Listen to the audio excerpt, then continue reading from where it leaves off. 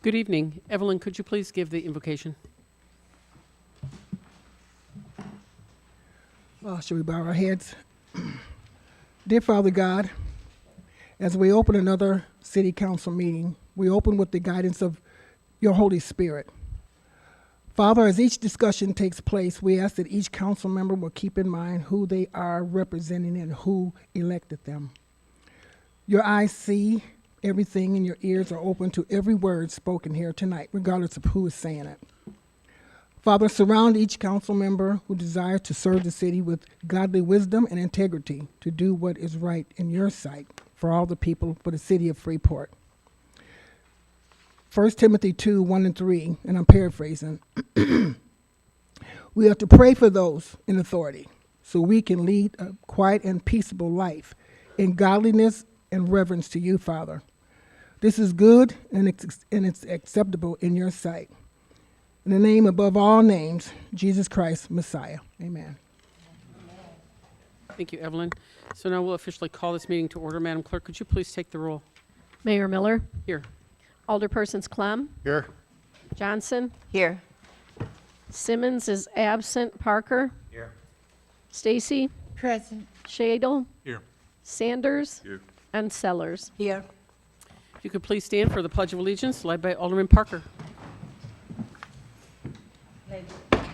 Pledge allegiance To the flag of the United States of America and to the republic for which it stands, one nation, under God, indivisible, with liberty and justice for all. Alderman Parker, the meeting is yours. Thank you. Number 4 is the approval of the agenda. So move. Second. All in favor? Aye. Anybody opposed? Okay. Excuse me, was that Clem Shadle? Clem and Shadle, yes, I'm sorry. That's okay.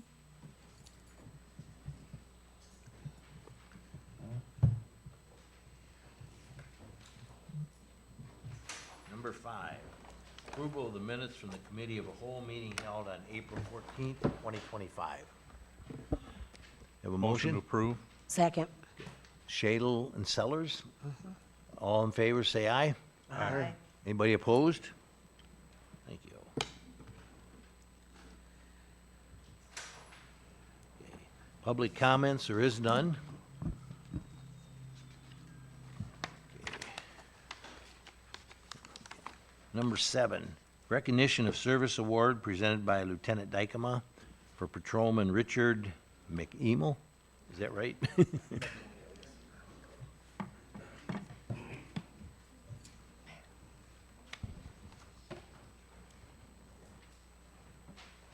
Richard McElneill. This is in recognition for 10 years of service in the Freeport Police Department, which actually started with the Auxiliary Police Department in 2007. He was hired full-time in 2015. Since being hired, he's been an FTO, a field training officer. He's been part of the emergency response team. He was a member of our gang unit when it first got started. He's been a firearms instructor. He's completed lead homicide training. He's a member of the State Line Area Narcotics team. He's currently one of our canine officers with his partner canine DJ. Just going through his file, Rich's done a great job. He's got a lot of letters of recommendation from his days on patrol, his days in the slant unit, and even several citizens that have written in to thank him for what he did for them while working here. So congratulations on 10 years.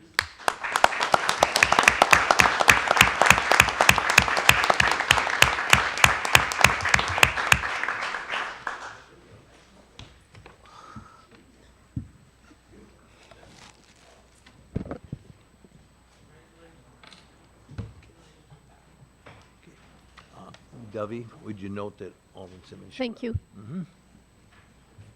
Good. Okay, number 8, presentation of the Illinois Section Water, American Water Works, Water Ambassador Award presented by Shauna Richardson.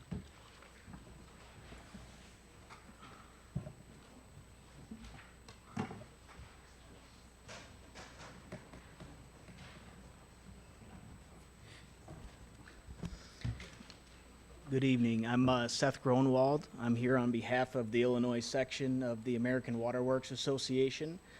And this is Kaylee Spain. She is an education and government affairs specialist for the section. And we're here tonight to honor the city of Freeport for receiving the Gold Ambassador Water Award. Just as a quick little overview of what ISA-WWA is, the Illinois section American Waterworks Association provides resources for education of safe and sustainable water. We have 2,400 members across the state and over 50,000 members in our association globally. The ISA-WWA Water Ambassador Program was created to elevate public perception, knowledge, and consumer education of the water industry. The program aims to accomplish these goals by presenting a new communication platform of educational and promotional content in a manner that is relevant, engaging, and consistent among participants.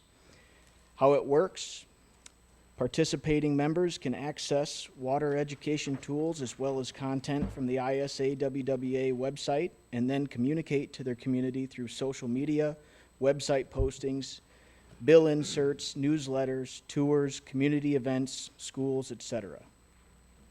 So the program certification, there are 3 different levels: bronze, silver, and gold recognition. This year we're really excited to honor 26 gold levels and 1 bronze Water Ambassador awardee.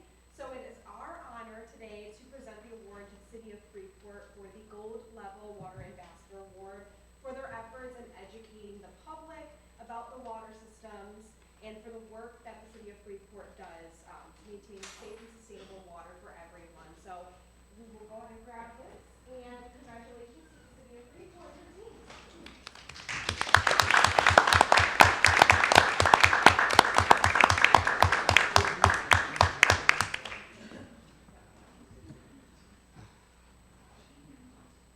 Awesome. That's good.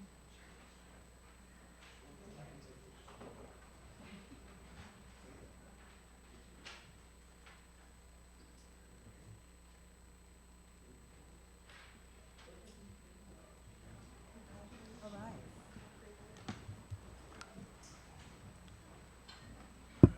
So, we'd just like to take a minute. Communications Director Brian Bridge and our Environmental Compliance Officer Randy Kohlbauer put together a short video presentation on our water quality and our newest water facility that we'd like to share tonight. The video may be a hair glitchy on this presentation, but it'll be posted on the website tomorrow for the whole community.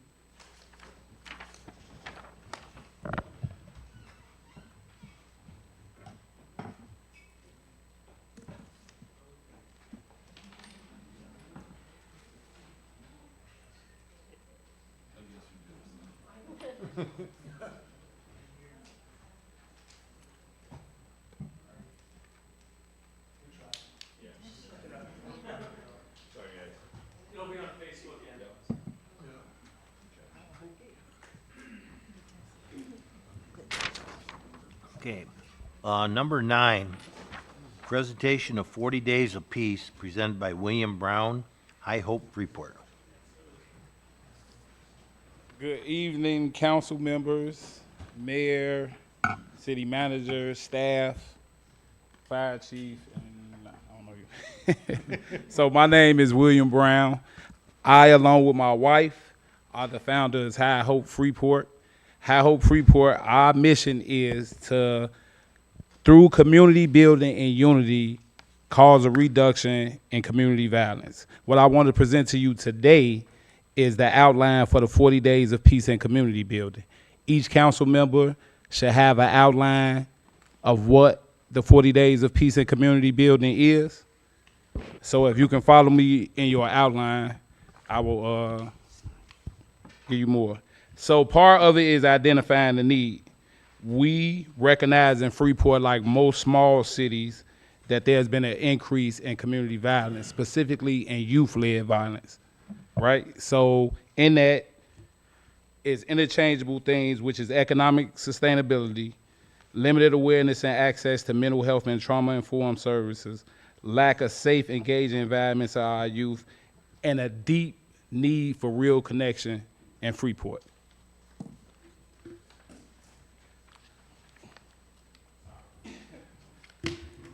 So in order to truly address this community violence, we have to look at the root causes of community violence, which is financial instability, job placement, generational trauma, generational support systems, lack of spaces, cycles of retaliation, and unaddressed mental health and trauma issues. Our response to this, High Hope Freeport's response to this, is simple but powerful. We want to present Beautifying the Block, where we go out into our High Hope, identify High Hope communities, and we clean up those communities. We also have our Shoot Hoops and Not Guns tournaments that offer positive outlets for our young people. We also have Church in the Streets that brings faith back into our High Hope communities. We also have the resource block parties. It's been a lot said through those that choose to sit behind a Facebook app and type out what our resource block parties are and choose to ignore the idea that they are our resources. So in our resource block parties, there will be resources that we will bring to those block parties outside of bouncy houses, right?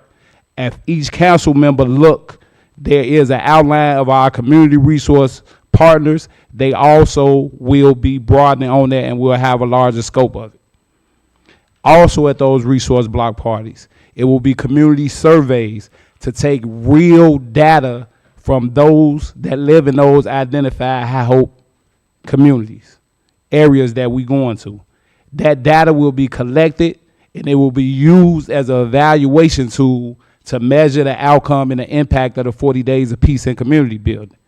Along with that, it will give us the information we need to connect the individuals in our High Hope communities with the community partner resources that can fulfill the needs that they have. At the very center of the 40 days in peace community, 40 days of peace and community building is community building. It's been a lot of divisiveness, particularly in this chamber. Normally, I don't respond to any social media combats or anything that's posted about High Hope Freeport, because honestly, I could care less what anybody think about me that's not out there doing the work. But it's been continuously, High Hope Freeport, the Faith Leaders for Peace have been continuously attacked. Today, that stops. And when I say attack, I'm referring specifically to Miss Wendy Pearson and Mr. Joshua Atkins. High Hope Freeport was founded by me and my wife. High Hope Freeport does not belong to Jody Miller. High Hope Freeport belongs to us, the founders, our board, and the community of Freeport. The 40 Days of Peace and Community Building Initiative is not funded by Mayor Jody Miller, or the city. FHN, M45 Marketing, Walmart, Faith Center are our sponsors, along with T-shirt fundraising and community donations. Let's get that clear. Also, let's share some hard truths. Not one person in this council or in this community can predict when someone is going to shoot a bullet. Not one initiative, not one plan will help us resolve the community violence problem that we have. What will is unity. I'm going to change the culture today and let that tone be set. On my shirt, you see, it says pushing peace in the port. That is what High Hope Freeport is about. Pushing peace in Freeport. The collective way that we get peace in Freeport is unity in Freeport. The divisiveness, the politicalness, it shouldn't be attached with peace. This narrative that is being pushed here, again, by Ms. Wendy Pearson, and Joshua Atkins, has tended to troll over into the youth. I mentor youth at Banks Began Alternative School. I will share this with you because for him it was a teachable moment. While attending his basketball game at the Boys and Girls Club.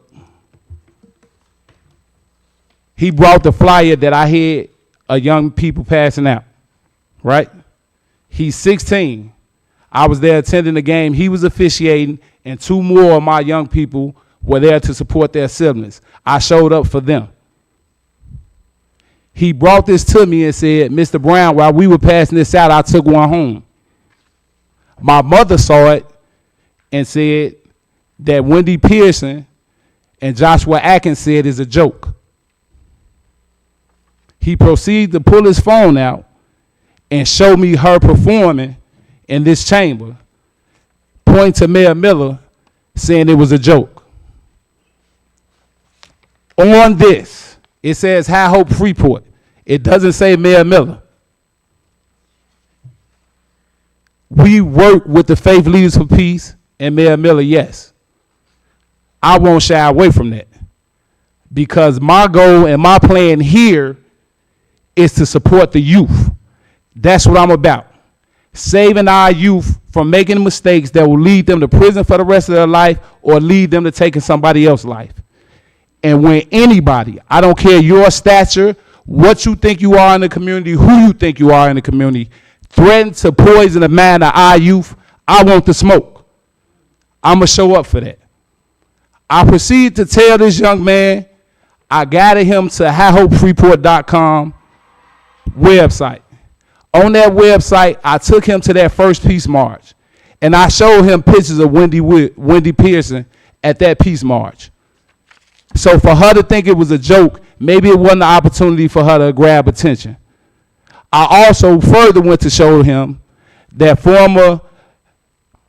Joshua Atkins, during his former election campaign, also had photos from High Hope Freeport Peace March as his way of addressing crime. The teachable moment in that was for me to teach him about emotional intelligence. Emotional intelligence meaning not to respond when you know the truth.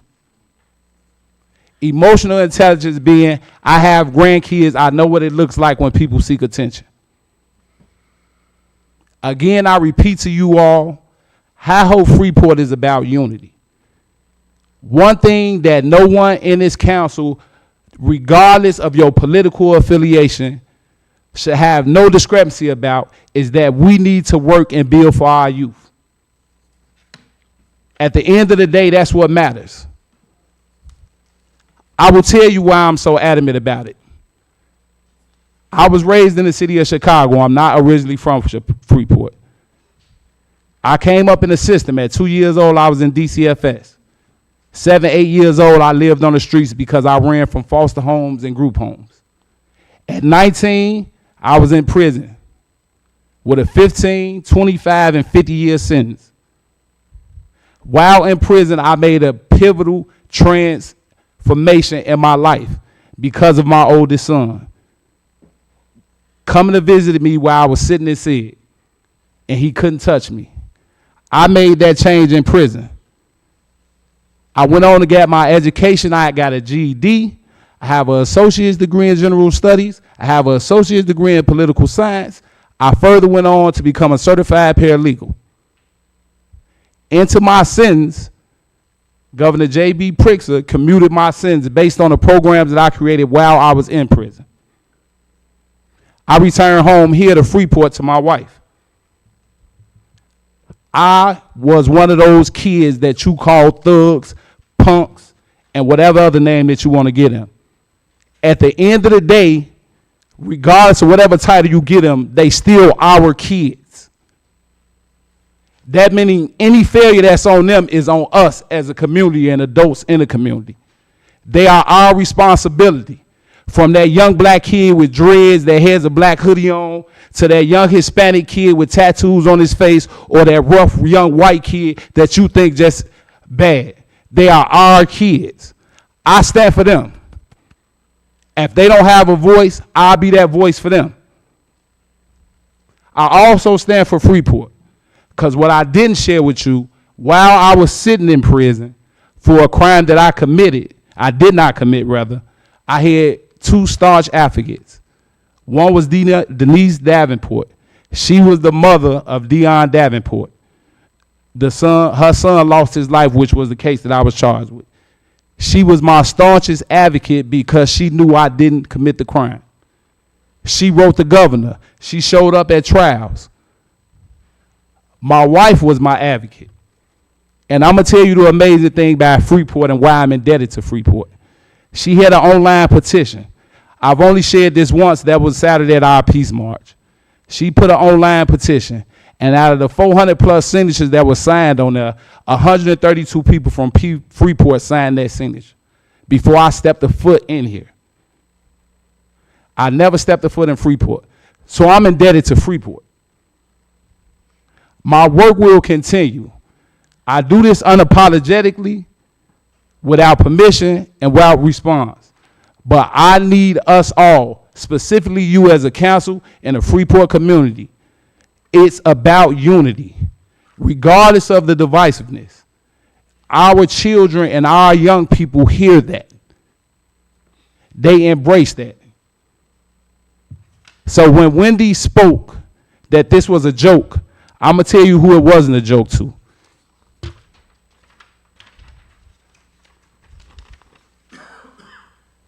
Every name on this list is a young person we've lost here in Freeport. I speak with their mothers. Niecy Ellis was there. She spoke on the loss of her son, Montrell Scott. Marvette showed up. She was late, but she spoke on that loss. Peace is not a joke. Losing our youth is not a joke. For those of you that weren't there, it is what it is. But for those of you that had the courage to show up, I can tell you there's a large difference. Where the truth in the matter is this. If you think is a place in politics or a piece where you can make it political, is not. I'm going to tell you who was there. Akia Sanders. Yes, the Akia Sanders that's known for being in this chamber. Right? Akia is my sister. Mayor Miller was there. We know they are not on the same court. But because they believe in peace, their heart spoke. Because they want to save our youth, their heart spoke. They were there. So going forward, I ask not only this council, but I ask the city of Freeport, join me as we embark on these 40 days of peace and community building. We may very well not be able to stop every shot that's fired.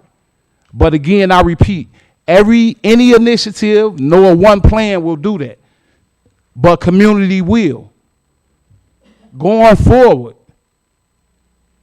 I hope Freeport will play our role in what it is to quell community violence.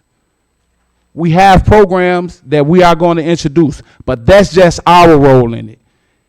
Every individual in our city has a role. Every community organization has a role. Collectively, we can start making that impact. Collectively, we can make that change. I am willing to sit down and speak with anybody that wants to be a part of that change. I not only speak to you as a citizen of Freeport, I speak to you as someone that's doing that work.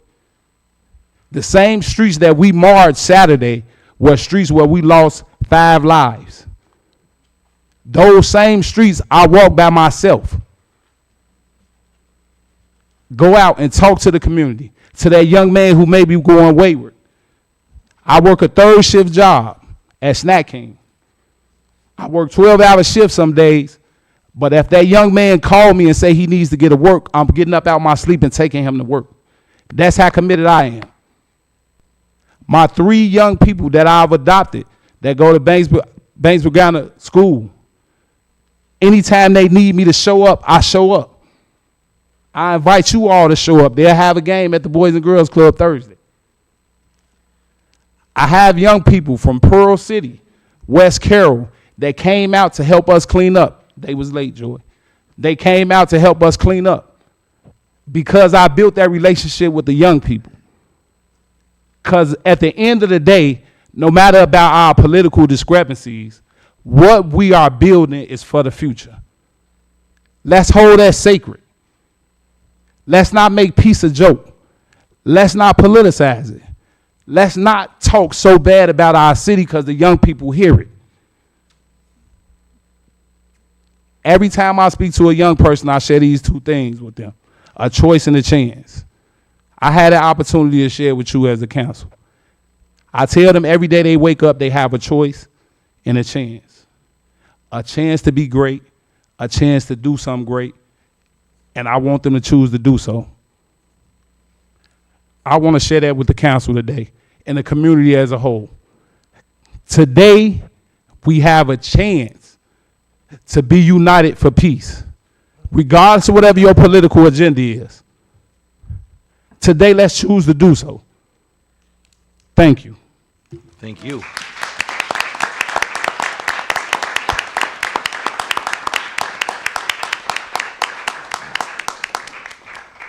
Thank you, Mr. Brown.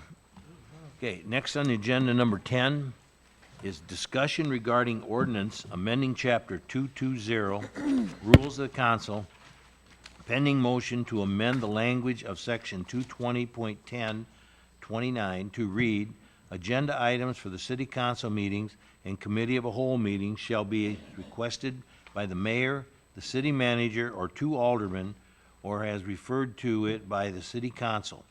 All agenda items shall be accompanied by supporting documentation stating the purpose of the agenda item, such as a memo including the background, discussion, financial consideration, recommendation, and association with strategic plan. Attorney Zito. Thank you, Mr. Chairman. So just to give a brief history from last week as to how we got to this agenda item tonight. At last week's council meeting, there was the Rules of Council ordinance that was presented which proposed certain changes to Section 220.10 of the City Code of Ordinances. One of the proposed changes was a change to the manner in which agenda items can be placed on the agenda. Currently, 2 alderpersons are allowed to have an item placed on the agenda, whether the City Council agenda or a Committee of the Whole agenda. The proposed change required a majority of alderpersons to place something on the agenda. So that was a proposed change in the ordinance. There was a motion and a second to move the ordinance forward to the next City Council meeting next week. After that motion and second was made to move the item forward, Alderman Johnson made a motion to amend the proposed language. And her motion was to not require a majority of alderpersons in order to be able to add something to the agenda, but rather that 2 alderpersons could still place an item on the agenda. However, they had to provide the supporting documentation, whether that take the form of a memo that then gave the background on the agenda item, whatever financial considerations there are, and then how it was in line with the strategic plan. That item was, that proposed amendment was seconded. After that motion was made by Alderman Johnson, then Alderman Simmons made a motion to continue the conversation, and she motioned to refer Alderman Johnson's motion to the COW, and that's how we got here for further discussion. So what's before you tonight is a discussion on Alderman Johnson's motion, which is to allow for 2 alderpersons to place an item on the agenda, provided that they provide supporting documentation, i.e. a memo, any other documentation in support of whatever their reason for having the agenda item on the agenda is for. Okay, any discussion on that? Is there a motion for that? It's discussion, but it's already a motion that's been made. It was made at the last meeting, and then Alderman Simmons asked to refer it back to committee to talk about Alderman Johnson's motion more. So there hasn't been a vote on Alderman Johnson's motion. That's why we're here for more discussion on her motion, on Alderman Johnson's motion. Cecilia? Go ahead. Okay, so if someone wants to put something on the agenda, but they do not include a memo, then it can't happen? My understanding of, and Alderman Johnson can speak for it if I get this wrong, my understanding of Alderman Johnson's proposed amendment is that if two aldermen place something on the agenda, then they have to provide supporting documentation for it the same way that staff typically provides a memo there. And how long do they have to present that memo? It is, my understanding is that if they want it, it has to, when they make the request, basically, to have the item placed on the agenda, that in enough time to make the packet, they would have to provide the memo. Because when we have what is it called when we get an agenda, like Tuesday? A draft. Memos are never posted then. So my question still remains, when does the memo have to be? I'm sorry, You- Chair. Go ahead. Typically, I like items by Thursday, by 5 o'clock.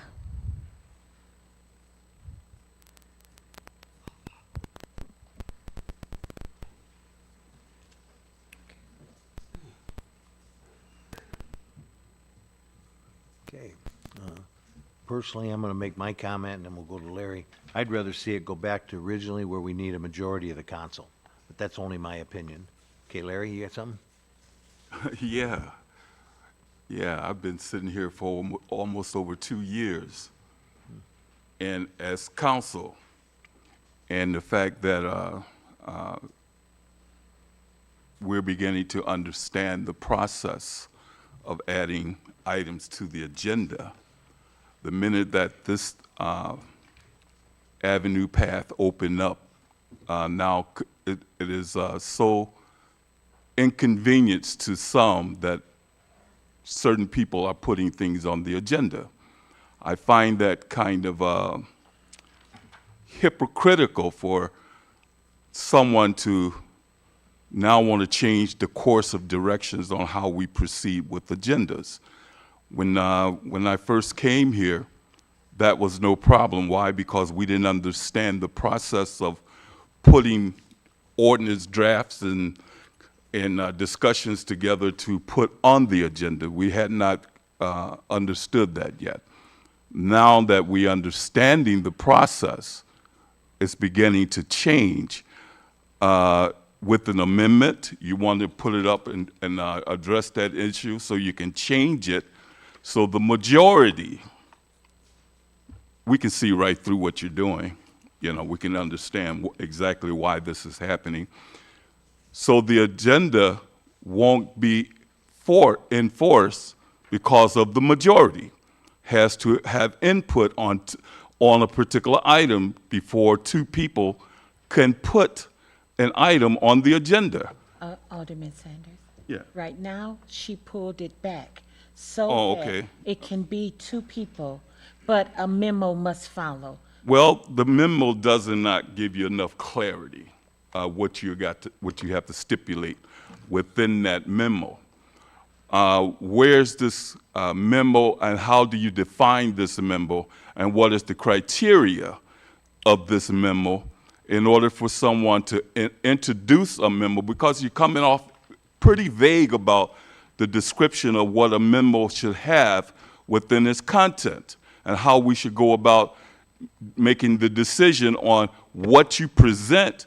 Who makes the determination? Alderman Sanders? Yes. If you want something on the agenda, you, according to that agenda item, create the memo, honey.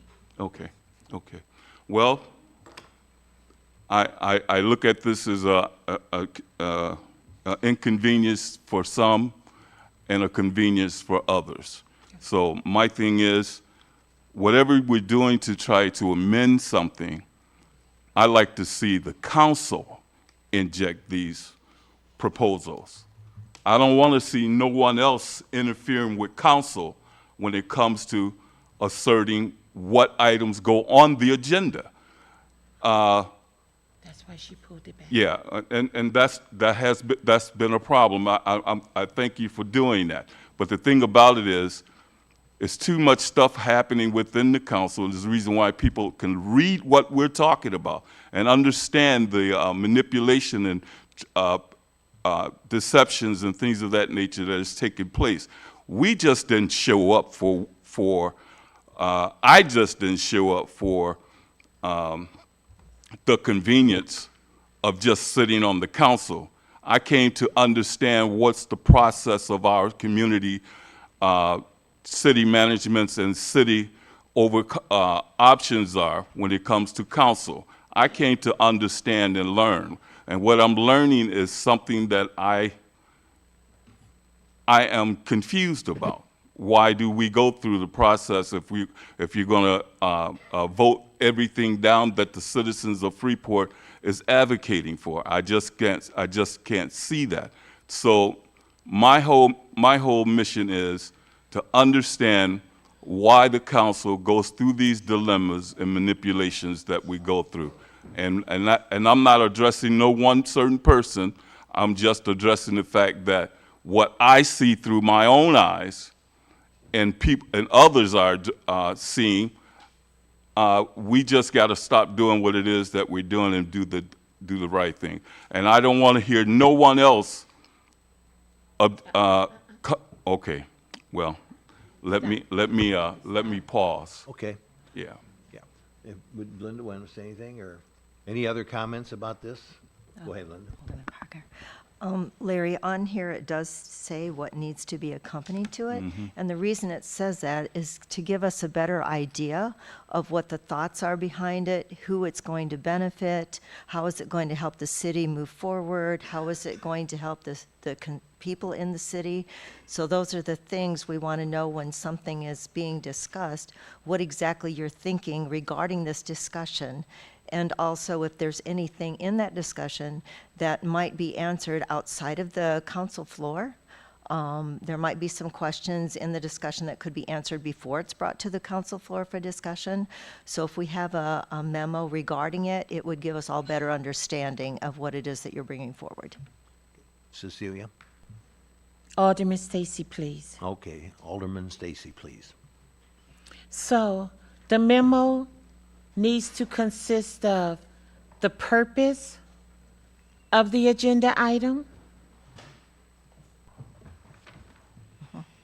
including background. I don't know what that means. Discussion.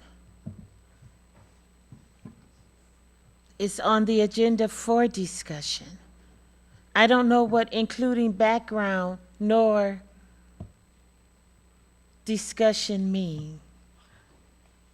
And what if there is no financial consideration?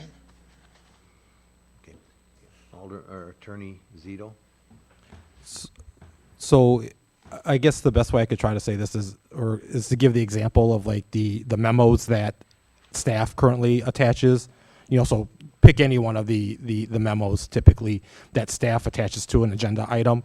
So even using the memo that's in the packet tonight on this agenda item, it's broken up into background, and it gives a little bit of background as to, why this item is being brought before the council or there. And then it goes into a discussion, as to, hey, for example, let's say, why are you advocating? Let's say this is an item that you want on it, so you're going to say, well, this is why I want to bring this topic up. Here are the details of it. We need to do this, and this. It would, the financial impact is it would cost this much for us to do this. And again, I'm trying to do this on the fly right now, but let's say you think we need to buy a new street paver, right? Let's say that's the item you want to have put on the agenda. You could say the background is, well, we currently don't have enough. Roads aren't getting fixed enough. We need to be able to fix more roads, and we only fixed this many roads, this many miles of roads in the past. I think that should be double, and that's the background, right? That we're only fixing so many miles of road right now. Your proposal then is to say we should buy a second streets paver, and then the discussion, you could go into all the pros and cons of it and lay out from your perspective what the pros and cons are. You can then say what the financial impact, well, it's going to cost X $100,000 to buy this, so that's why the city would need to vote on whether or not to do that. And then how is it in line with the strategic plan? So then that means I need to call Darren and say, how much does it cost to buy this item? And I think that's going to what Alderman Johnson was saying, that there might need to be some homework done in order for the memo to be put together so that people understand why a particular alderman is bringing forward an agenda item, which is usually a proposal. You know, usually you want something done or some action to be taken. Usually you just want to know why something happened. But that's okay. As we move on, I have several things on the agenda tonight. And so I will probably come back to you so you can help me understand what memo would I need to put with something. Alderman Johnson, did you have more to say on that? No, that's all right. Anyone else? Alderman Simmons. Okay, we're going back a little bit, but I just wanted to address you, Alderman Parker, for saying that you would be against that. I just wonder, why would you be against an alderperson who can draft a memo stating their case and the reasons and financial responsibility? Why would you be against them if they have a second being able to bring that to, as has been since the beginning of this council? Well, that was just my opinion. If you got the information that they just explained what Alderman Stacy said and her, I would have no problem going with just two of them with the memo and explaining everything. Alderman Sanders. Yeah, I'd like to have us to categorize a listing of criteria for all of the things that you guys are referring to so we can see it in documentation and writing. I heard the request, I heard an example. I like to see it in writing. That's what I'm saying. If we're requesting something, then everything has to be documented where no one is making mistakes. They have to do the checkoff list. This been covered, and then that way we know as council that all of the stipulations of this item that's being put on the agenda has been covered. So we need to do that in order to keep everyone in alignment with what we just heard as an example. And wait a minute, I'm not done. What we should be presented with, and that goes for everybody, and that includes administrative bodies within the city structure, should also be attached to all of those items that we just got done talking about. Attorney Zito wants to respond to that. Background, Okay. discussion, financial. All right. Strategic plan. Well, you've been on it. You own it. That's good. That's a great You thing. done then? Okay. And well, the thing about it is, we're making progress. I love progress, but I don't like manipulation. I like progress. Okay, agree with thank you. you. All right, any more discussion? We can go to the next I item. thought Attorney Zito had something. Well, he shook his head. You answered it for him. You answered his question for him. Good job. Okay. Oh, go ahead. Just one second, Tom. I have a question for you, Attorney Zito. So can we amend the amendment that has been proposed? You can't, yes, you can, not tonight, In the back next at the council meeting, right? Because tonight was just put on, your motion when you referred it here was just to have further discussion on Alderman Johnson's proposed amendment. So when it's on the agenda for it'll be on the agenda for next week at the council. So where we would be is we would have Alderman Johnson's motion on the floor as she's presented it. You could make a motion to tweak her motion in some way, change the proposed language that she wanted there. If that's seconded and approved and passes, then your amendment to her amendment would exist, and then we would work back down the ladder, and then we would vote on her amendment as amended by your amendment, and then right back down. Okay. All right, number 11. If there is no quorum during the first roll call at the May 19th, 2025 council meeting, who authorized the second roll call presented by Alderman Sanders and Alderman Stacy? Alderman Sanders, go ahead. Yeah, I wanted to be put on record. I wanted to be stated that actions before a quorum, actions before a roll call was taking place on this council floor. I just wanted on record of who authorized action to be taken on this council floor without council having a roll call or a quorum within this council. I like to know, I want to have that put on record so we know that we do not have to follow protocol according to the way the assembly should be ran. We can step out of bounds and do what we want to do, say what we want to say, and take action before roll calls, before a quorum has been attached to this council. So I'd like to know, put it on record, who authorized the proceeding of May 19th, and then who canceled. Well, I'm not there. I don't have that down yet, but I will. But that's another item I'm gonna put on the agenda. But I want to get back. I want to get past this first. I want to make sure that we understand who authorizing procedures without a quorum and without a roll call, and we follow that. And I am ashamed of council members allowing things to take place in that fashion without input or objections.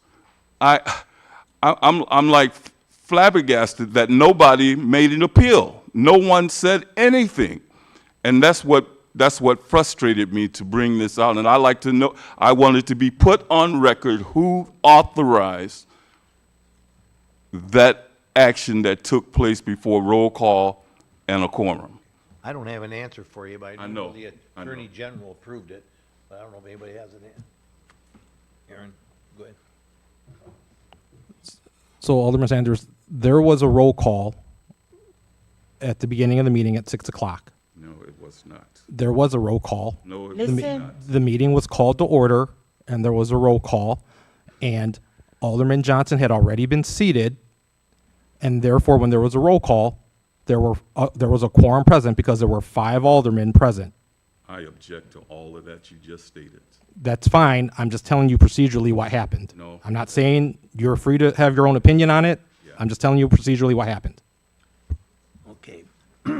Number 12, discussion regarding ordinance amending various provisions of the City Code of Ordinance regarding residency requirements for department heads and certain other employees, presented by Alderman Sanders and Alderman Stacy.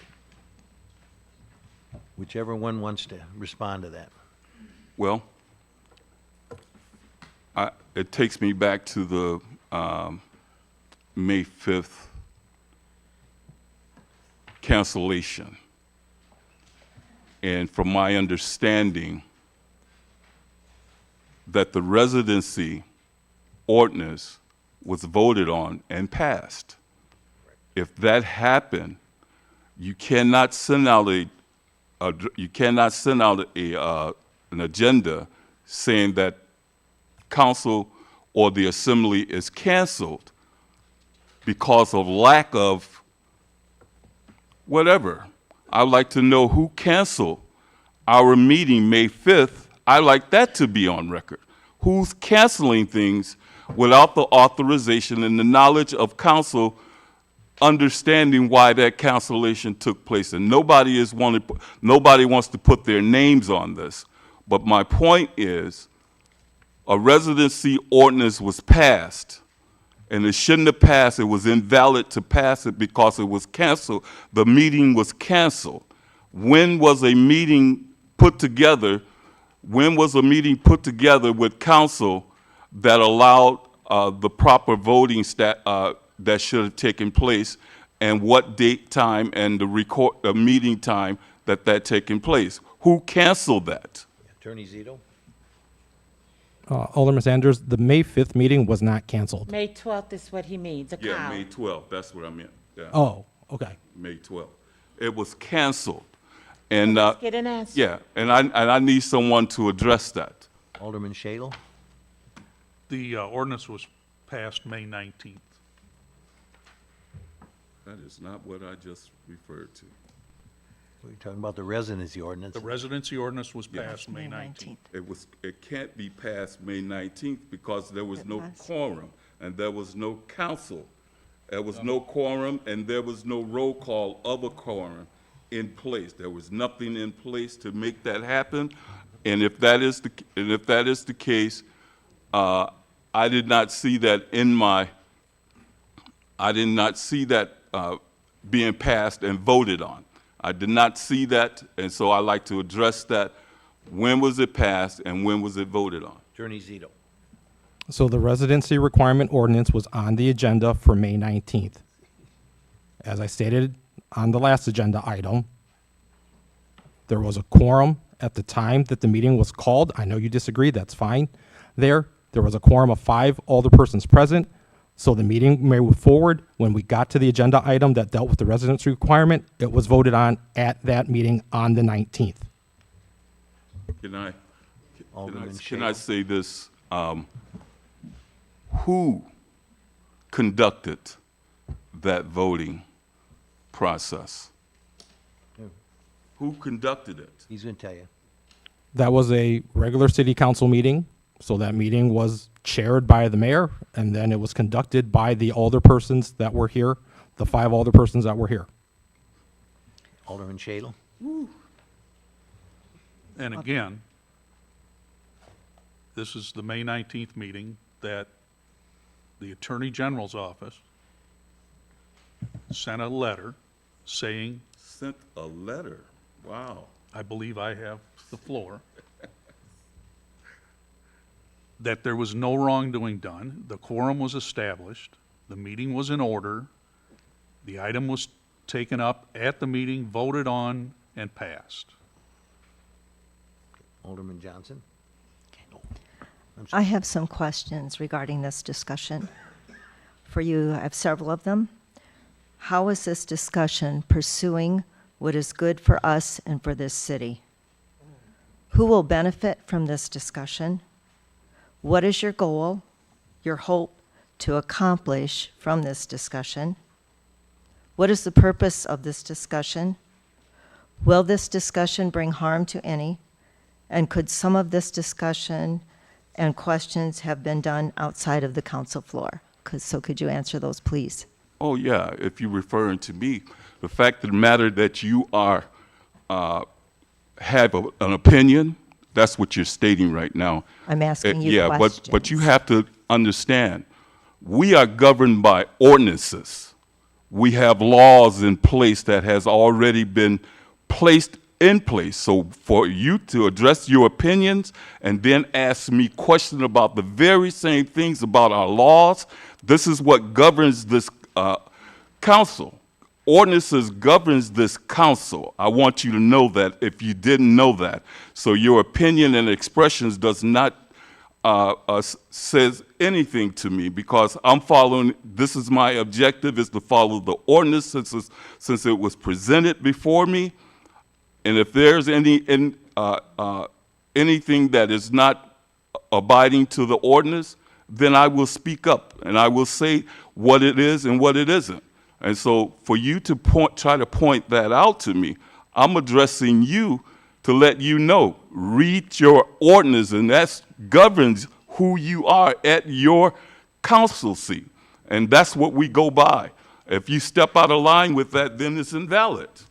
Get back to this, what we're on. Do you have something, Alderman Stacy? Yes, we never get the answer pertaining to who canceled the May 12th meeting. Right, so that's an off-topic question, because the agenda item is talking about the residency ordinance. Well, it came up. I didn't bring it up. It only came up because Alderman Sanders referenced the 12th meeting, but that had the residency requirement had nothing to do with the meeting on the 12th. So we corrected him and said that the residency ordinance was on the 19th, and then we had the conversation move forward from there. Item number 13. No, we're not. You've already spoke twice. No, I have not on the residency. I only spoke At the count, once. there's no limit. No limits on the cow? now you need to understand the protocol too. Listen, I'm talking So, to the attorney. yeah. It's not, our ordinance currently doesn't specify, it's not real clear. So it's been in the discretion of the chair. So this is how we operate. You got my apology. there. Yeah, well, this is how we operate anyway. Okay, But so let's it's remember no the wor- rules. it's not He's worth the it. chair, and he gets to say who has the floor. And let's go back to the topic that you actually had on this, and that's about residency. Wait a minute. Is there things Hold for up. residency, Hold is up. the question. Wait a minute. Alderman Parker, Chair. It's out of order. It is totally out of order, just as you spoke just then. Number 13. Yeah, it is out of, no, I'm Update. still referring to, No, we are done with that. how Update could on we the be done with construction something of the when I'm on the Hancock floor? Wastewater treatment plant. Alderman Stacy and Alderman Simmons. Wow. This is Alderman Stacy, do you, on you? Yes. circus. It's been 2 years since we voted on and spoke about the Hancock wastewater treatment plant. I would like to know, where are we at with the wastewater treatment plant? Sure. I'm prepared. We're about 43% so far. Approximately $23.5 million have been paid out to our contractor, IHC. The weather's been good, and we've not had any significant groundwater issues. Everything is going according to the design plan, except for contaminated soils that we had at the very beginning of the project and were remediated back to the Winnebago landfill. The ultraviolet building will be completed in late fall of '25 and ready for the spring startup. Once we start, the chlorine system will be demolished and removed. The chemically enhanced primary treatment will be estimated to be completed by the summer of '26. Headworks and lab building early '27, and the headworks was dug to an elevation of 55 feet below the surface to install the building foundation. Treatment plant has been working adequately during the construction, and the contracting engineer and wastewater treatment plant staff meet 2 times a month for coordination. IHC, that is the contractor, is doing a very good job for the city of Freeport, and currently we're tracking for final completion in the summer of '27. Okay. You said something in your very first sentence about 43%. What was that? We're about 43% complete. 43% complete. Okay, so that I don't have to go over each line that you just talked about, can I get a copy of that? Sure. Okay, so then I'm done with that one. Thank you. Item 14, same area. Update on the Hancock Bridge. Alderman Stacy and Alderman Simmons. Ed, when we first spoke about this, these 2 things were put together, these 2 items, the wastewater plant and the bridge. I know there was a lot of discussion about the other factories being able to get their equipment and this and that. So where are we actually at with the bridge? So design is in final review with the Federal Highway Administration. It's working on city site or sidewalk and running north of the bridge to Album Street. Also, the Federal Highway Administration is making the city investigate historical handrails on the bridge as part of the environmental sign-off. The funding agency was requiring 220 feet of pavement reconstruction in both directions to be removed, and there's a hump there, so we were wanting to remove that hump, and it will take the stress off of the structure. The project's being pushed to a bid letting in the summer of '26, and the city is trying to resolve land acquisition issues currently, as that is a primary hurdle. Temporary and permanent easement documents are being prepared, and the walk and ride trail must be closed during the construction. Currently planning on the summer of '26 with bidding and a 9-month completion date after that. Question, are they going to have to do something with the underpass then, before then? For semis and stuff? Yes, we're currently working on the viaduct, yes. Alderman Stacy. And you said completed 9 months after it goes out for bidding. That's correct, yes. 9 months after the start of construction. That's not usually the same date as the bid. Bidding is not the same as start of construction. Right. Usually have about a month to 6 weeks of contracts and insurance requirements and things like that to get going. So you're saying 9 months after start of construction? Yes, ma'am. Alderman Simmons? I had a question, city manager. When you said land acquisition, what land are you speaking of? Essentially, we're dealing with an older part of town. We have some issues with certain overlaps of property lines, and we're working to resolve those right now.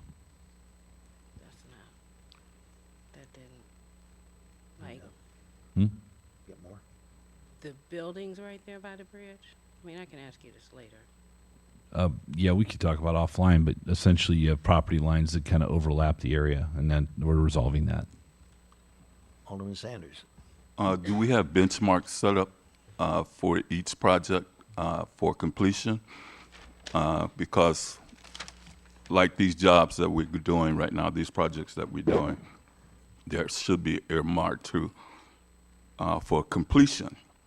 Do we have that in our design? And because I like to know if these jobs are bidded out, are they meeting their compliance? Are they in compliance? And so we should be able to have a completion date or somewhere thereabouts around that time. So we do have that available for us to look at and get access to it. Every project that the city puts out either has a completion date or a calendar date or a working day contract. Everyone's a little bit different, but there's always a completion deadline. Contractors get more time if we have weather issues or we have something that's out of their control. Currently, the biggest holdup with the Hancock Viaduct I will pick out is the NICOR has to relocate the gas main that goes under the viaduct. We can't do any other work until they can relocate. They've been trying to get a design permit to move that for 6 months. Okay. And so they're the holdup. It's probably a 3-month project after it's done. We're fortunate that we have good partners like Helm Construction that's holding their pricing for us because technically they probably wouldn't have to, but they're doing it because they're part of Freeport. Well, there wouldn't be a strain on the residents over there in that area, would it, as far as exiting? And No, we will never let, just to be clear, we will never let the Hancock Bridge and the Hancock Viaduct go at the same time. One will have to be complete before the other can start. We have to have emergency access and resident access either way. So our plan is to do. There is an emergency exit? Well, there will access? be. Oh, okay. It'll be either the bridge or the viaduct. We plan to get the bridge done first, and that's why the bridge letting is going to push to next year.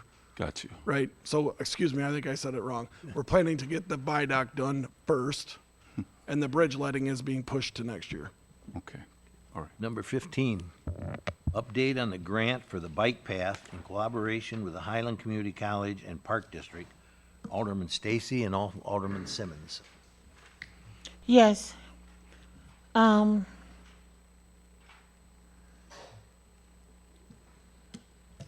We had all this information pertaining to a new bike path that wanted to be done out in the Highland area. I think it was even going to take you all the way around down to Culver's. And it was affiliated with the city of Freeport, the Park District, and Highland. It was voted down at one point. However, it was brought back and passed. So, we've heard nothing. And I would like some information on where we're at with this bike path.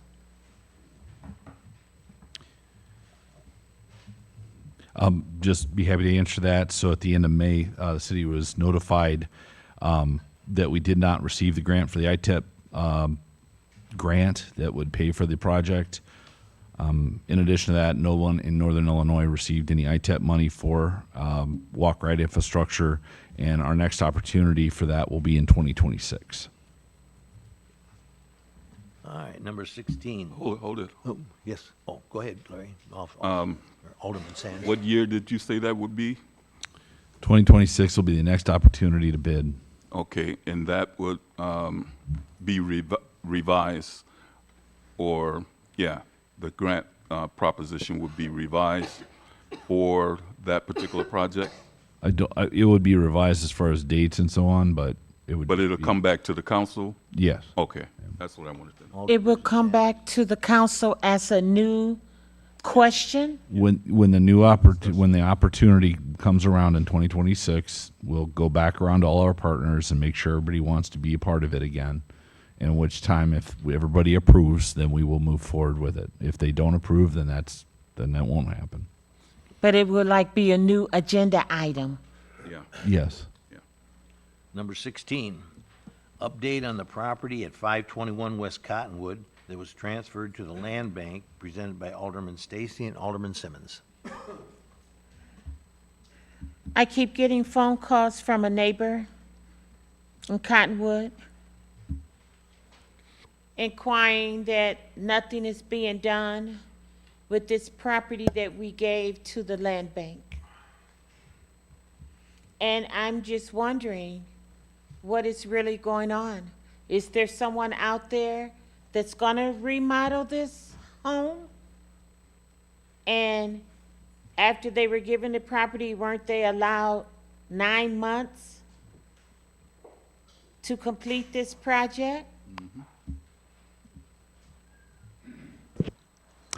We can handle this on a phone call, but the city transferred 521 West Cottonwood to Northern Illinois Land Bank in December of 2024.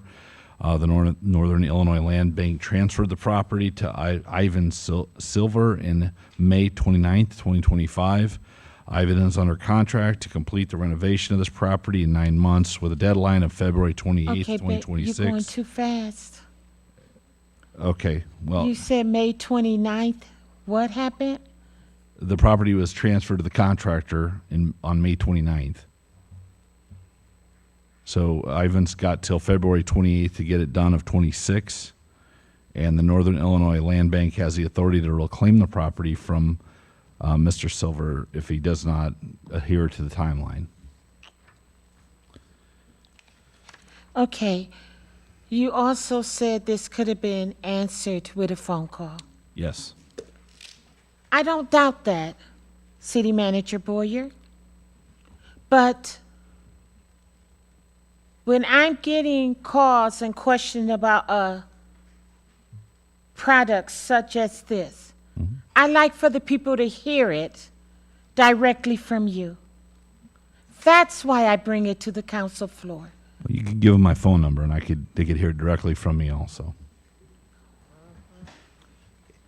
Okay, so this was like an item that shouldn't have never happened, or? Dovey, I'm talking to City Manager Boyer. I would say we could handle this with a phone call.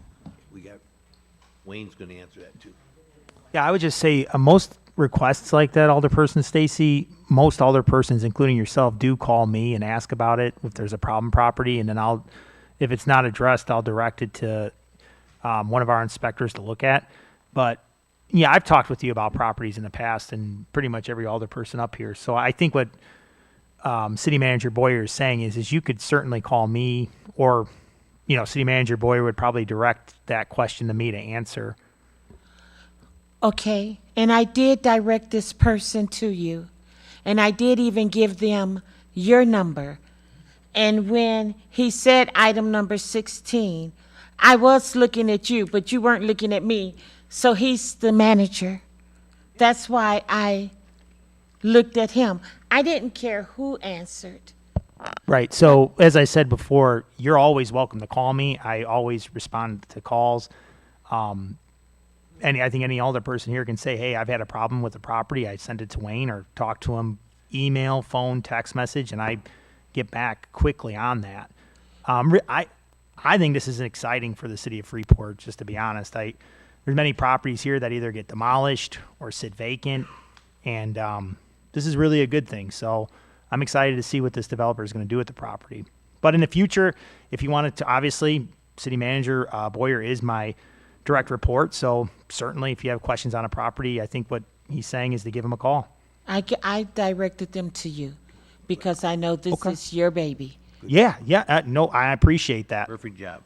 But I wanted them to hear, because I don't know if they're here tonight. If not, hopefully they're listening. And they're getting it directly from him. And I'm not feeding no one a line. I get it. Did we find out about?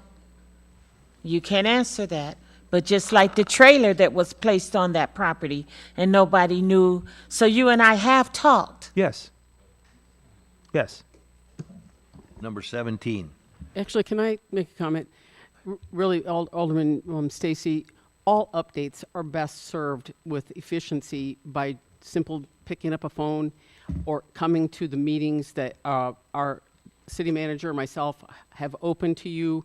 So if you want to go that route, because if we actually spent an update on every single question that came across our desks, we would be sitting here in council meetings forever. But that's not the purpose of council meetings. It's to address the legislative portions of things, the policies, not updates. So updates are really best served with a discussion in our offices. Okay, I can respect that. But with that being said, we got to work extra hard on the trust factor and the damage that has been done in that area, because that's huge to me. And so I don't want to argue, you didn't say this. No, I said that. No, you didn't. Yes, I did. I don't want that either. That doesn't look good on the floor either. So I guess as we all work on the trust factor and rebuilding communication, it will get better. Alderman Johnson. Well, I was just wondering if, the people that are asking you questions, if they called directly or talked directly with Manager Boyer or with any of the people on the council, they would have, the trust factor would be there, then they would tell that person the answer. You said you had people in your ward or people that were calling you, have them directly call or get in touch with Manager Boyer or Mr. Duckman? I did. Okay. And did those people get in touch with them? To my knowledge, yes. And they got their answers? No. Okay. And then when Duckman and I spoke, there was still some unanswered questions, like a trailer that had been moved onto that property that they didn't even know who it belonged to. So why is someone just looking at this open space thinking they could put their trailer there? So no, it didn't go away. It kind of got bigger. Okay. But I did my part with directing like I was supposed to. Number 17. Update on the performance of McGuire Woods Consulting LLC, presented by Alderman Stacy and Alderman Simmons. We paid all this money for a lobbyist.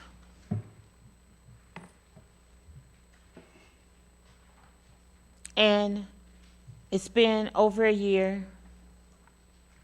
Have no updates, have no knowledge of understanding of what they have or have not done for us.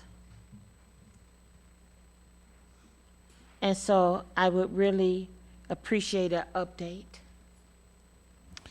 I'd be happy to speak to that. McGuire Woods, again, is our lobbyist. They have been working hard at the state level to secure funding for projects that we've identified as priorities as we move forward, looking for help on all those, as well as any federal opportunities. We receive a monthly newsletter and an update from them, I would say about every week.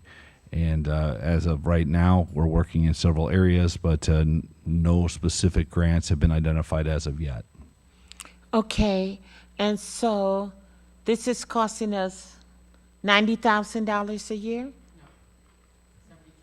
$72,000 a year?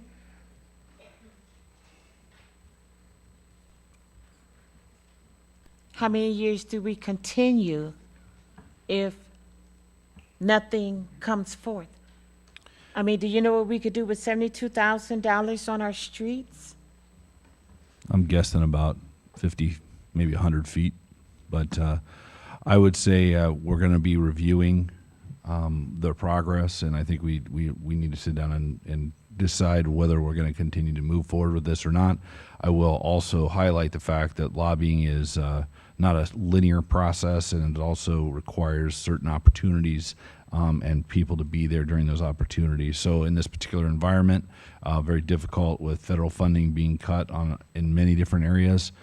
So it is a bit of a challenge, but we're continuing to manage it. And, City Manager Boyer, was that a smart comment when you said 100 feet?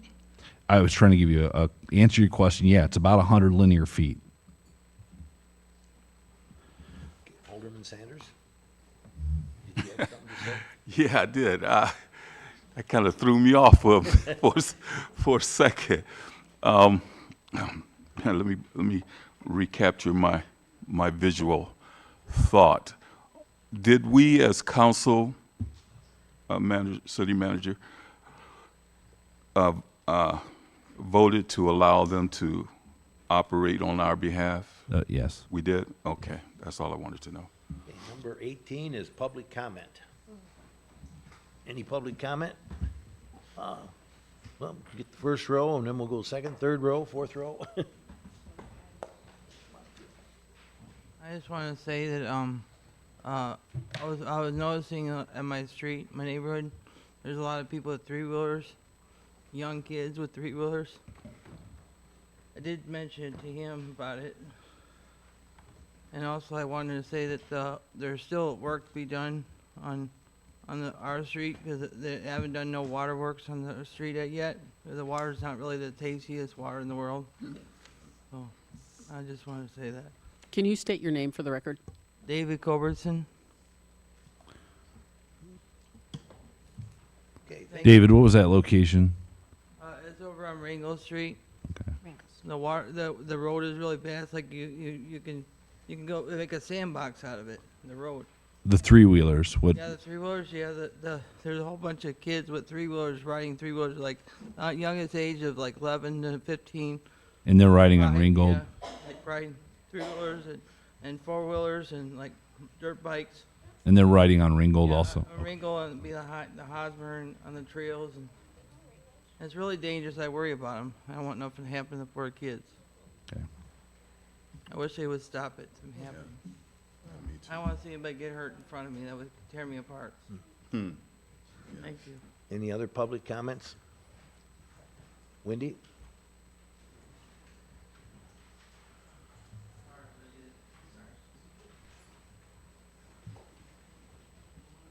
Good evening, City of Freeport, Council, those in elected officials. Good evening. 1323 South Chicago Avenue. My name is Wendy Pearson. I'd like to make a couple comments. I listened to Mr. Brown today speak. I was at the hospital with my son. Saturday, the day of the march, I was at a funeral for a relative in Chicago. Had I not been there, I would have been at that march, just as I was at the first one. And yes, I said it was a joke, not this one, the second one. And if he was scouring people's Facebook pages, he would have seen that I said that I was proud of him for this weekend. Now, I said it before and I'll say it again. The first march was a joke. It was a joke simply because the day before, that Friday, there were shootings in the 700 block of Liberty. There were shootings in the 900 block of Carroll. The march happened the next day. We started at the old Germania lot. We went down Adams, past the Raggedy Rowling building, back down to the Germania lot, downtown, and back to the Germania lot. We never went into the communities where there were shootings and deaths. He says that he has a list of all the people that have been murdered in this town. I'm going to go back to 1980s, where the two white brothers were murdered on the east side of town, bound, gagged, tied up, beaten, and house set on fire. These murders have been going on in this town since the 80s. This particular one has never been solved. Scott has never been solved. So before he starts talking about the people that he's got on the list, go all the way back to the murders that haven't been solved. Before he was even involved, before he was thought of. It has been happening in this town forever. Now, I've helped to organize marches. I've been involved with peace marches from Chicago to Springfield to Washington, D.C. to Freeport, Illinois. Not once has Mr. Brown reached out to any of us to help with what he's doing. I don't have anything against anything that anybody's doing. I'm pretty happy about it. And I'm going to tell you why I'm happy about it. Because I'm sick of the city of Freeport being on my show. Take it on, brother. Do it. As far as anybody else is concerned, anybody that wants to do something in this town, anybody can tell you that I've been supportive of anything that was positive that was going on in this town, and I will continue to be that way. I have spoken continuously about our young people picking up the mantle, and I'm still saying the same thing. Our young people need to pick up the mantle. We need to be in the streets. We don't need to be against each other and talking crazy, but I'm going to tell you something else. Mr. Brown was in my face 2 weeks ago at a party. What he had to say, he could have said it to me. I don't have a problem with saying anything to anybody in their face. Has expired. Okay? Thank you. So I just want to put it out there, and I want to make it very clear. The time has That's why expired, it's a joke. Ms. Pearson. Anybody else? Come on up. Oh, I'm sorry. Yeah, she stood up too. My name is Janelle Folkers. I've been a dispatcher for the Freeport Police Department for the past 7.5 years. My coworker spoke to you recently on some of the changes to our working conditions and protocols. I believe I need to reiterate some of the concerns and update you on a new change that has been implemented in the last 3 weeks since she addressed you. We continue to work alone in the room on shifts that are not fully staffed and at times where employees are enjoying much needed vacation time. As you can imagine, this puts significant pressure on the only person actively working in the room.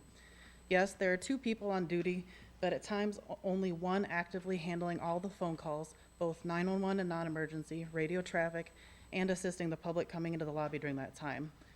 One person handling all of that alone puts a substantial risk not only on the public and the dispatcher, but also the police, fire, and EMS personnel responding to these potentially life-threatening scenarios. Which leads to the most recent change that we've been told is a process that we're expected to follow. Currently, when all of our city ambulances are on a call and there is a need for additional ambulance, the fire department will request a mutual aid ambulance. The closest ambulance service to dispatch requires a phone call versus radio contact to request an ambulance. We have been directed to put our in-progress 911 call on hold. Yes, you heard me correctly. All the 911 call from your loved one, panicked and scared because they need help administering CPR, has to be placed on hold, which stops any and all communication between the person in need and the dispatcher trained to help them until help can physically arrive on scene. This goes against everything I've been trained to do in my entire career and is a huge liability to everyone involved, callers, responders, the city, and dispatchers all alike, and completely against my moral belief. I love what I do and want to help not only my loved ones, but yours on what could potentially be the worst day of their life. Putting their 911 call on hold is completely unacceptable to me. With that said, I encourage each one of you to come spend time in the 911 center with us. Learn what we do, ask questions so you can understand why we are so passionate about what we do and are so concerned about the added liability to ourselves, the city, and the safety of our officers and fire personnel. Thank you. Thank you.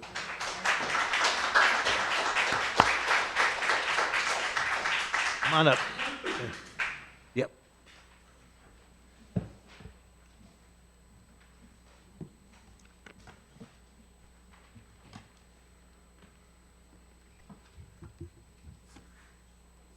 Okay, that's a first. I'm going to take the mask off. My name is Sue Cook, and I am on Winchester Drive in Freeport, Illinois. I am stunned to hear what she just said because I have written something to talk about the exact same thing. 911 is very, very critical. I worked in the hospital. I worked in X-ray. I worked in the ER. I know how critical 911 is. These people deserve our respect, and they deserve our care. They deserve our kindness and our care. And I just want to give them a round of applause.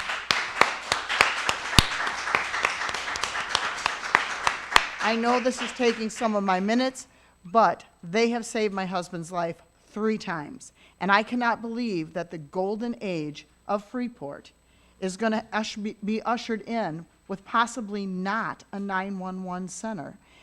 I don't know if the ASME contract has been signed. I don't know if you've signed anything with the critical people in the unions, but this is important for Freeport. We need this. If 911 goes away, are you just going to send it over to the Stewart Center for their call center to answer? So we really, really, everybody in here has probably been touched by 911. Your family, your loved ones, your friend, my husband. If you care about 911, raise your hands. Raise your hands. That is 911 strong. That's union strong. There's only one other thing, if I have any time left, and I'm going to say this because it's number 15 on the last agenda. I'm going to talk really fast, and that is that we're paying $12,000 for vision boards.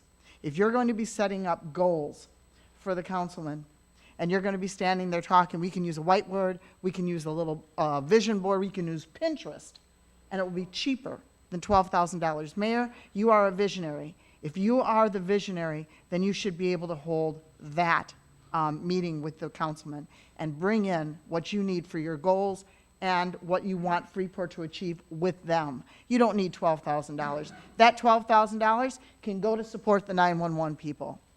You don't need that. Pull that $12,000 back. Be the visionary that you claim to be.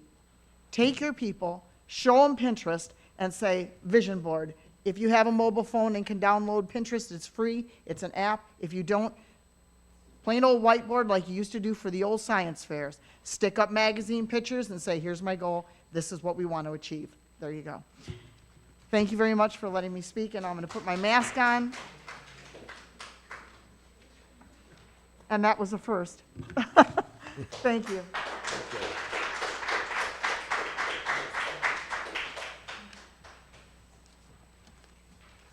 You know, I really wasn't even aware that we were talking about 911 or... Your name? Micaiah Stacy. We know who I am. Anyway, I don't really understand what's going on. I was at work. But if we're talking about defunding our police call center, I'm going to be very blunt with you. I was a victim of domestic violence last Sunday. And if it hadn't have been for the call center, officer, I believe her name is Sanchez, I hope I'm saying that right, and the other officers that answered that call, I wouldn't be here. And this isn't the first time that it's happened with that person. And I know right now we're really focused on the gun violence in Freeport because it's loud and it hurts and everybody hears it, whether it was the gunshot or on social media, and people's families are being torn apart. But I'm not the first one. There was a young woman, Gabby, a couple years ago that was murdered by her boyfriend. I have personal friends from a year ago when I was living in Iowa who would send me pictures of the bruises this man was inflicting, show me videos of him screaming at her, show me texts of just the verbal abuse. She took him to court. He sat behind bars for 2 months. And when I walk into my own gym, that man is standing there. And I don't really know what to do with this. There's just so much crime in Freeport. And like I said, I know that gun violence is loud and it's fast, but we need to really focus on all of the violence in Freeport. It's not just about guns. I shouldn't have to worry about where I'm going to lay my head at night because that man can get to me. We shouldn't have to worry about our kids riding their bikes. I shouldn't have to worry about my nephew's baseball game. I shouldn't be on edge in Walmart. I shouldn't be concerned for the kids down at Center School playing in the park over there. I shouldn't be worried about going to Crate Park, having a cookout with my friends, and constantly looking around to see what everyone else is doing. We're doing a good job. These marches are good. It brings awareness, but now we need some action. Thank you. Thank you. Anyone else? Tommy? Didn't even see tell you, name's Step up Tom here. Tyke. I want to tell Craig Degenham he does a good job in that police department in Freeport. And Dwayne Dickerman. Yes.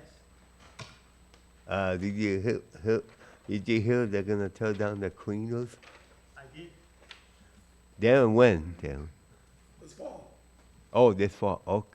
And I want to tell Jody Miller he does a good job with the mayor of Freeport, and My name was on Channel 23 News. Did you see it? If you could put it on YouTube, it's on YouTube. Okay. Young lady in the pink sweatshirt.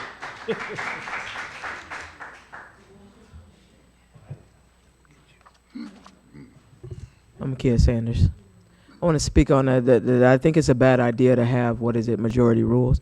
Only because I'll never see Parker and all these other little peck of whatever they are putting any thing in there. Because in the 3rd and 5th Ward, they have a reason to put something on the agenda. Those are the houses that are getting knocked down. There's affecting people over there. We expect them to be able to speak for us. Did y'all forget about that? Parker, and one thing for sure, I ain't never seen you speak up hardly about anything.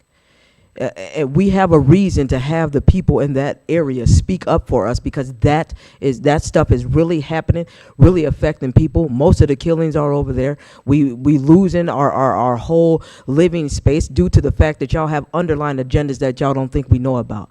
That's what I'm gonna say about that. Another thing that I've been watching since I've been to this meeting is it's bullying. I'm gonna say it. I'm a factual. I'm not negative. I'm factual. Whatever y'all got going, whatever Sanders got going on, I ain't seen nobody offer to help him. I seen a lot of y'all laughing. And then as soon as Will spoke on how we need to lead the youth, we have a youth in this room right now that as soon as something happened with Sanders, he watched every one of you adults laughed instead of trying to help the situation. Obviously, he didn't understand something. Get some clarity. Help him out. That's some real childish stuff that y'all doing. Y'all got him watching, laughing, and this is the person that y'all supposed to be leading as a youth council member. Crazy. It's real crazy. So it starts by who? Us. He got to listen to who? And then let me tell you something else. Sanders is smart enough to not been a chief of police and vote a domestic battery drunk on any commission. He has not put his hands on nobody. He has not called nobody names at all. He is asking for clarity about things that he don't understand. I ain't seen nobody help him for that. And then Rob, you sit up here and act like that little money grow on trees. That goes back to when we was, money don't grow on trees. Put the money where it needs to be. You riding down Adams Street, 2 seconds, you make a right or a left turn, you back to a circus. Yes, so that 50 to 100 feet matter to the 3rd Ward.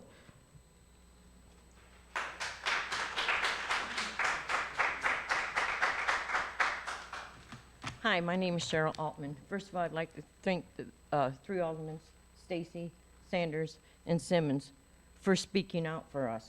The rest, I don't know. Johnson, you just was sitting there questioning Sanders. Why don't you question people when we come up for these things?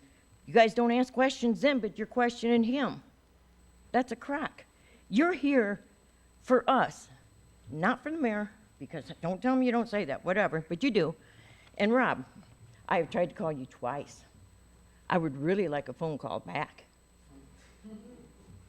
You say you answer your phone, but no. So I will expect a phone call tomorrow from you. Thank you. Mr. Brown?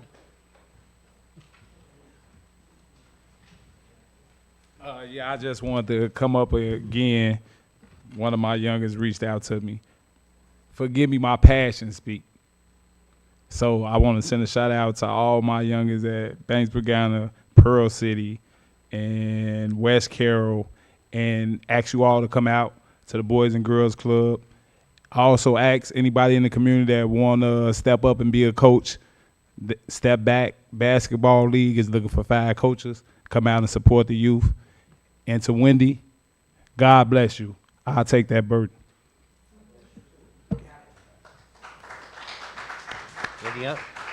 Anything else? Okay. Yeah. Oh, pardon. Oh, I'm sorry. Thank you. As I've said before, I'll say again, we start in prayer, we can end in prayer. Oh, no. Father God, in the name of Jesus, we praise you and we thank you for this day. For this is the day that you have made, and we will continue to rejoice and be glad in it. For we look to you, O God, to the hills from which cometh our help. We need your leadership, We need your guidance. We need you to order our steps according to your word, that we may be able to be all that we are called to be in these last and evil days. Lord Jesus, I decree and declare that Freeport will be what you created it to be, a free port. Not later, but right now, I decree we are free in the name of Jesus. Continue to lead us, guide us, speak to our hearts. May we see people through your eyes. May we understand who we are committed to and what we are supposed to do for the constituents of this city. These and other blessings I pray in Jesus' name, giving you, God, all glory, honor, and praise. Amen. Okay, next wing's the agenda, adjournment, I'm sorry. We got a Motion to adjourn. Shadle, second Well- by Simmons. Well, what about the, we don't do that here? Not for the cow, we don't. We Is don't this go a- around to the cow. This is a cow? Yeah. You lucky. Yeah, I know I'm lucky. You make me lucky. All in favor, say aye. You're lucky. Aye. Opposed?